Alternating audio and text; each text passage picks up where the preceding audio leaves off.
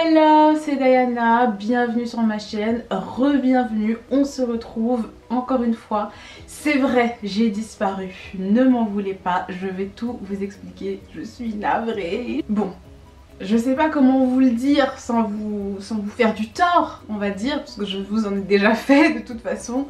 C'est vrai que j'ai disparu un long moment, mais je peux tout vous expliquer. En fait, pendant donc, le mois qui sépare ma dernière vidéo, le mois et demi d'ailleurs, qui sépare ma dernière vidéo de celle d'aujourd'hui,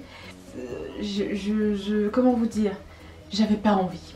J'avais pas envie, je me sentais pas dans le mood, j'avais pas envie de faire semblant aussi d'être là, hey, comme d'habitude. C'est vrai que je vous ai dit que j'allais être très honnête avec vous et filmer quand je me sentais pas bien, et vous inquiétez pas que j'allais filmer des trucs. J'apprends à contenir mes larmes. Mais ça va. Quand je me sentais bien, j'avais pas envie de parler de cancer, et quand je me sentais mal, et ben j'avais pas envie d'en parler non plus. Ça, c'est déjà l'une des premières raisons. Ensuite, j'ai beaucoup voyagé. Ceux qui me suivent sur Instagram le savent. J'ai beaucoup voyagé pendant ces derniers temps. La Côte d'Ivoire me manquait énormément, donc forcément j'y suis retournée 2 fois entre temps. Et je suis partie aussi en Espagne pour le Nouvel An, parce que ça me fait plaisir de voyager et que j'avais pas envie ici de compter les jours entre les chimios. C'est aussi la réadaptation à la France. En temps normal, je vis en Côte d'Ivoire, ma vie est en Côte d'Ivoire. Ici, bah, j'avais presque rien, il y avait à part ma famille. Donc j'ai dû me réadapter, revivre ici, réapprendre à vivre en France. Et j'y arrive pas du tout. J'y arrive pas du tout. Je pense que même ceux qui sont là toute l'année ont des difficultés parce que, enfin voilà, la période de Covid, tout ça s'est passé un peu compliqué pour tout le monde. Donc voilà, donc je ne vais pas vous promettre d'être plus régulière, même si c'est une promesse que je vous avais faite, mais en tout cas, je vous promets de vous tenir au courant de chaque avancée, parce que ma mère m'a beaucoup encouragée à continuer à faire mes vidéos, parce qu'elle trouvait que ça démystifiait un peu l'idée que les gens se font du cancer, l'idée morbide que les gens ont du cancer, et donc bah, je suis là pour vous expliquer comment ça se passe en réalité. Donc c'est parti.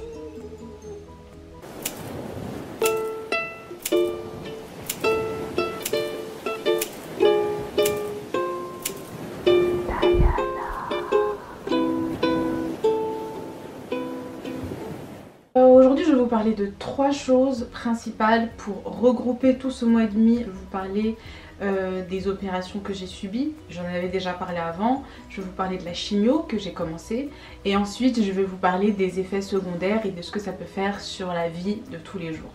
Il y a maintenant presque 1 mois et demi, on m'a posé finalement le cathéter. Aujourd'hui on m'a posé le cathéter. Ils ont déjà mis le truc sur lequel on va me brancher. Ça fait un petit peu mal. Ce qui est perturbant avec l'anesthésie locale, c'est qu'en fait, ils ont mis, vous voyez les trucs, les papiers bleus là qu'on met pour une opération pour délimiter la zone. Donc j'étais réveillée, mais j'avais le visage recouvert par leur truc bleu là. Je sentais tout ce qu'ils faisaient, même s'il n'y avait pas de douleur, je sentais tout. C'était super perturbant, très impressionnant, un peu douloureux parfois. Je dirais même que ça a été douloureux. Désagréable, c'est pas forcément le mot. Là, c'est même pas désagréable, c'est inconfortable. Parce qu'en fait, il y a le cathéter donc, qui est posé là. Donc la chambre implantable, elle est là. C'est là qu'on va injecter le produit. Mais le fil, et je sais pas si vous allez le voir, il passe dans mon cou comme ça. Donc quand je serai dans une autre position, je vous montrerai. Je suis un peu KO, ça fait mal. Dans certaines positions, j'essaie de rester allongée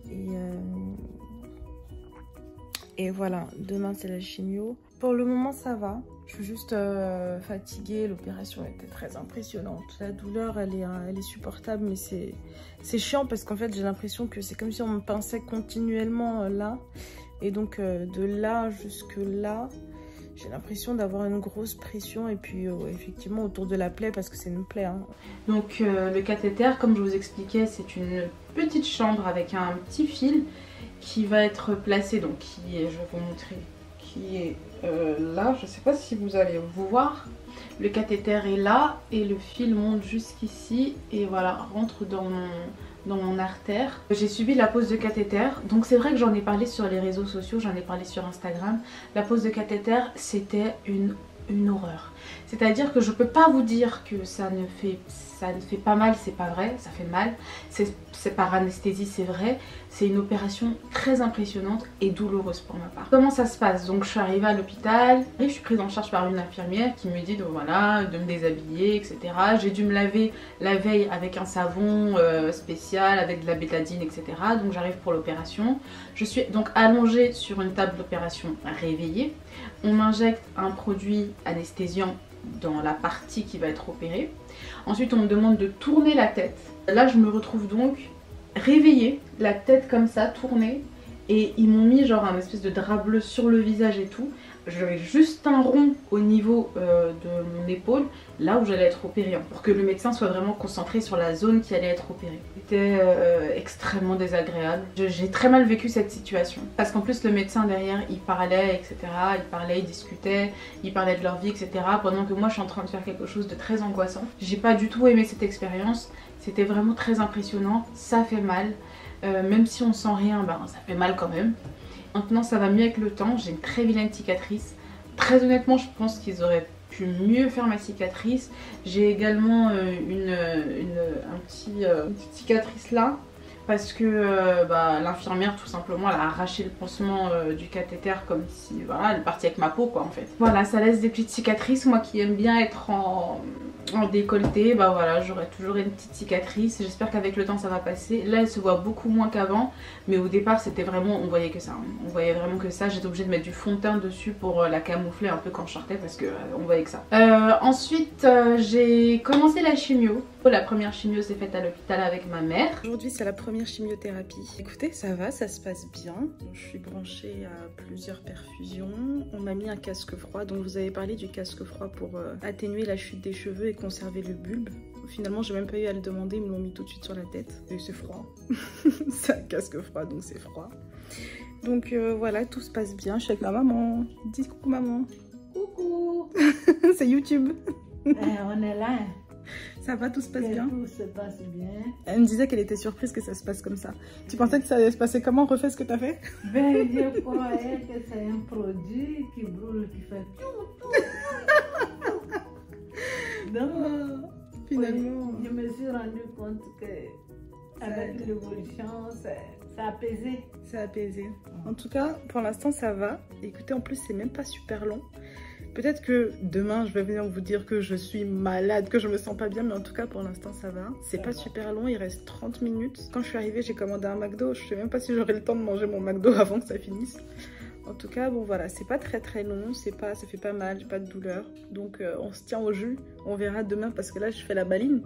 Mais demain peut-être que ce sera une autre chose, ou peut-être que je vais super bien supporter le traitement. Vous allez même pas sentir que je suis malade. D'ailleurs je suis même pas malade, c'est dans la bouche. Allez. Bisous. Bisous.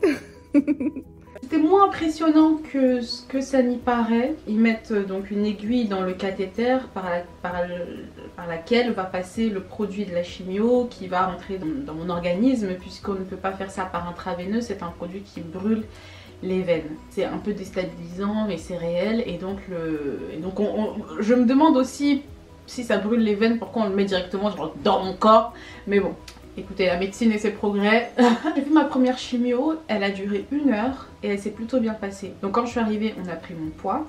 Moi j'avais décidé de grossir un petit peu avant, donc j'avais pris genre 3-4 kilos, avoir beaucoup d'embonpoint. Et j'ai perdu depuis le temps, tout cet embonpoint et tout. Ensuite on m'a demandé comment j'allais. On m'a dit de manger parce que des fois pendant la chimio il y a des nausées, donc si je mange pas, bah, je vais vomir de la bile en fait. Donc rien. On m'avait prescrit un tas de médicaments, des antidouleurs, des antinausées, des antidiarrhées, des anti-aft, des crèmes, des trucs. Un tas de médicaments, il y en avait pour 2000 € à peu près de médicaments, c'est un truc de malade.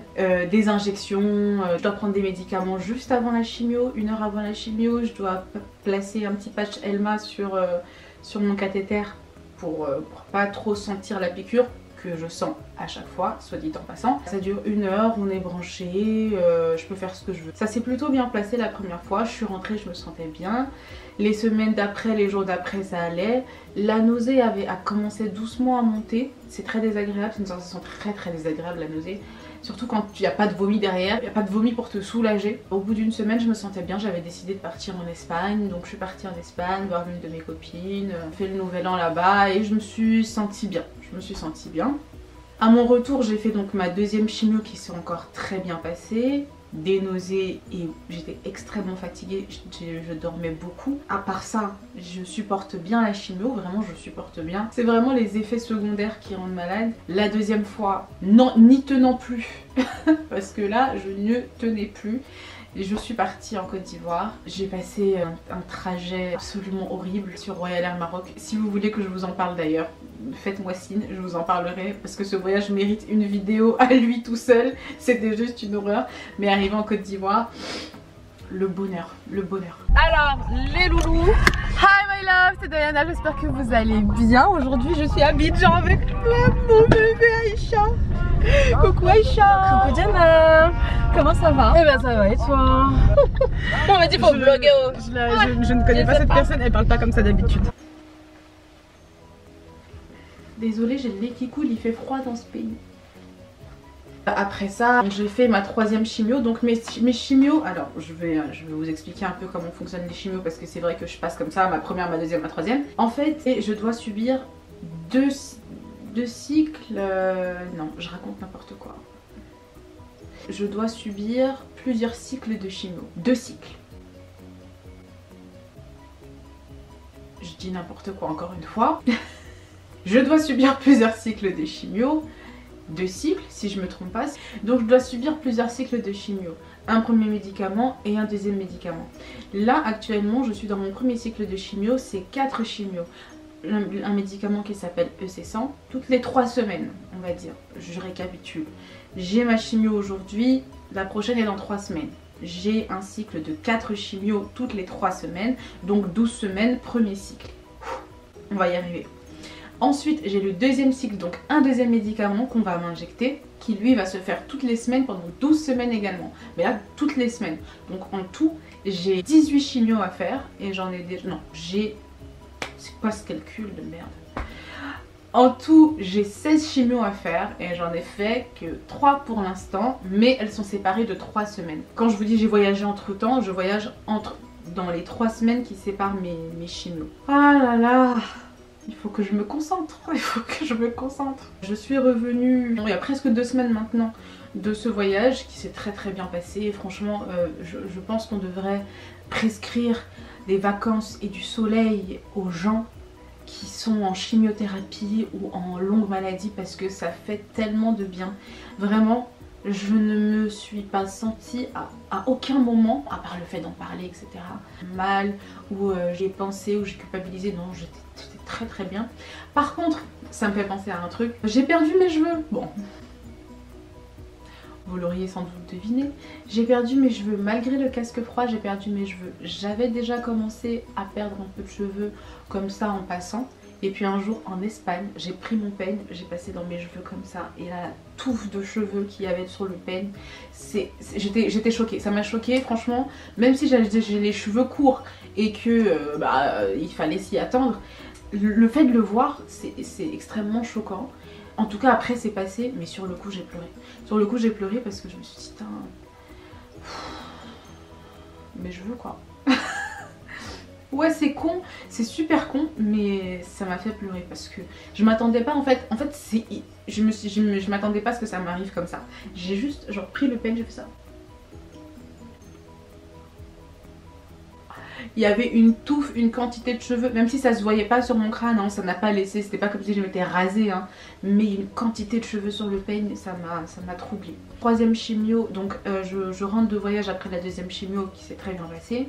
Troisième chimio, là, c'est le drame. Troisième chimio, je me sens mal. Je dors. J'ai dormi pendant 3 jours. Les nausées incessantes, la constipation, on n'en parle même pas, je suis constipée, je peux faire 3-4 jours sans aller à la selle. J'ai vraiment ressenti les effets secondaires, vraiment comme boum. Parce qu'en fait je pars du principe où j'imagine que au départ quand je commençais la chimio, j'étais bien portante, j'étais en forme, je commence à perdre du poids, je commence à m'affaiblir, le médicament par-dessus quelqu'un qui est déjà affaibli, ça va pas du tout. Ah là je l'ai senti passer. Mais j'ai surtout senti par rapport à la fatigue, les nausées et les bouffées de chaleur purée.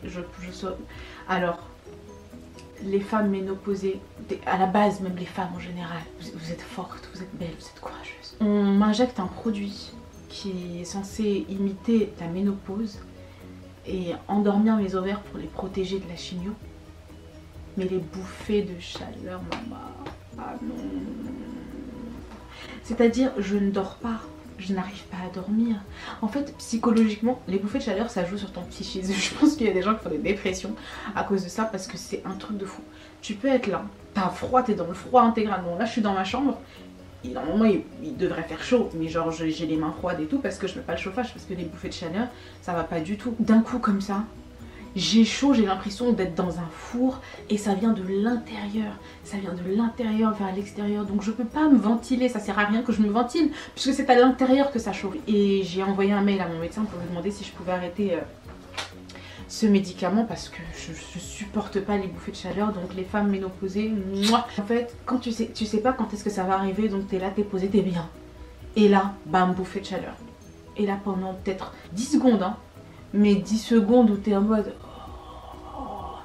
Et ça fait chier. Donc moi vraiment les bouffées de chaleur, pire que la fatigue, pire que les nausées, les bouffées de chaleur, je ne supporte pas. Ça c'est vraiment mon truc. Après chacun a son truc qu'il va détester, mais moi les bouffées de chaleur, ah je peux pas. Je déteste. Voilà, je devrais faire une vidéo sur les bouffées de chaleur parce que j'en parle depuis tout à l'heure. En tout cas voilà, puisqu'on est déjà dedans, je vais vous parler des effets secondaires. Il y a des effets secondaires qui vont être visibles et d'autres qui vont être invisibles. Dans les effets secondaires non visibles, c'est ce que je vous disais. Ça va être la nausée, les bouffées de chaleur, la constipation. Je mange bien. Bizarrement, j'ai pas de perte d'appétit. Je mange bien, je mange de très petites quantités, mais je mange souvent. Je regrignote. Je grignotais pas depuis, ça fait super longtemps. Enfin, depuis que j'ai fait mon régime, j'ai perdu du poids. Je grignotais pas du tout. J'étais pas du tout sucre.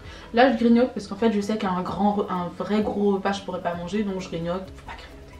J'ai pas de perte d'appétit.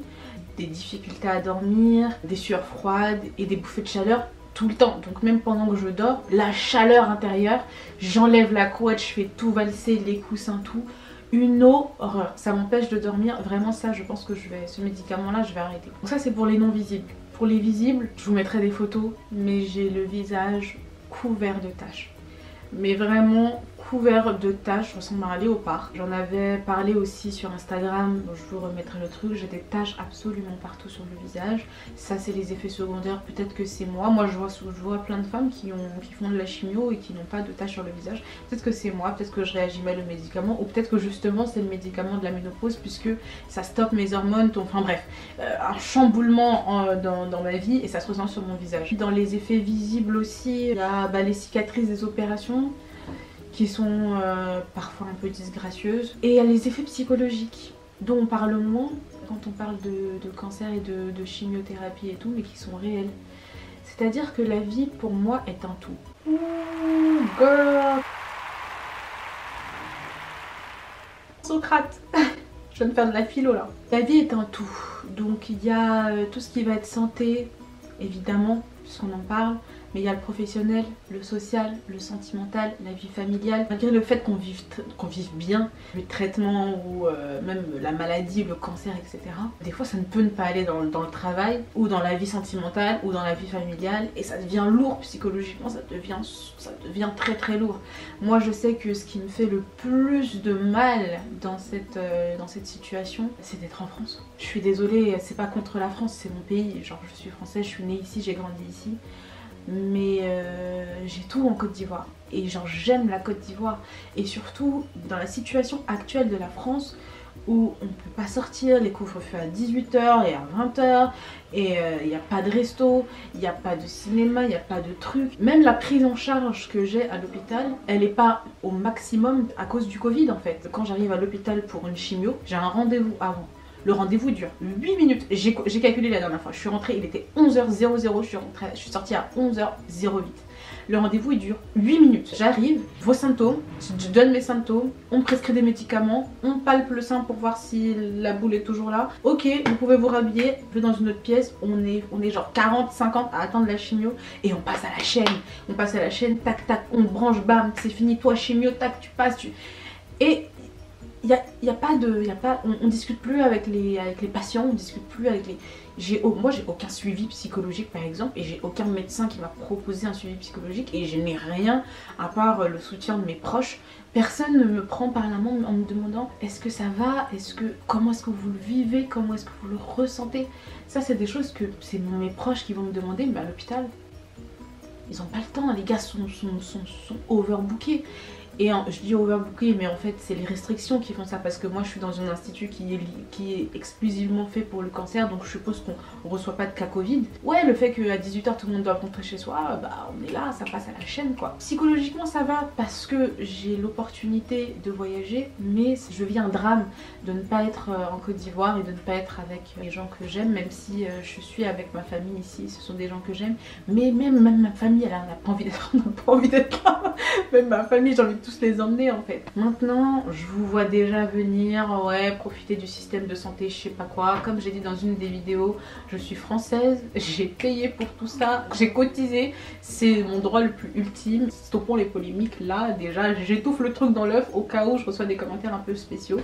Mais en tout cas voilà, avant que ça devienne un peu trop psychologique et que la vidéo soit trop longue, je vous fais d'énormes bisous et voilà, je suis bold. Ceux qui veulent se raser la tête en soutien pour ma personne,